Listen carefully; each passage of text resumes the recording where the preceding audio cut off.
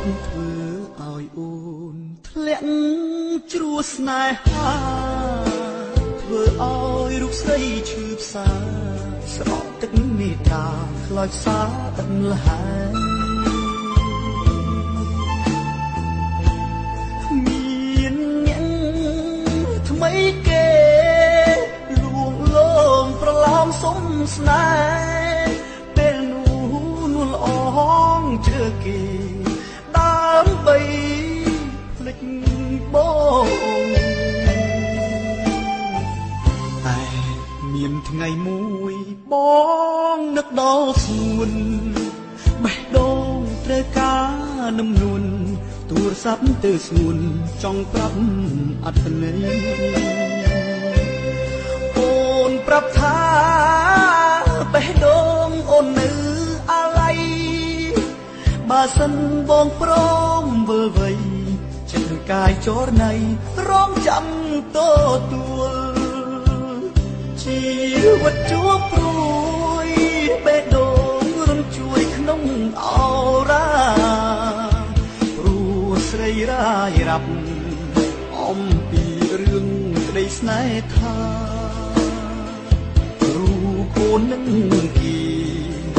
អូនបានជ្រុលជ្រោះកាយា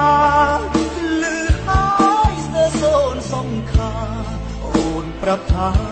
នៅស្នេហ៍បានទេកុំ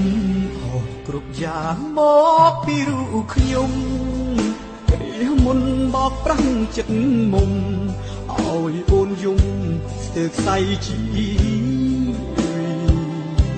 តែសូមអូនយល់ដល់បរិសម្នាក់នេះកុំមានជាលើកទីពីរបេះដូងមួយនេះស្នេហ៍អូនរ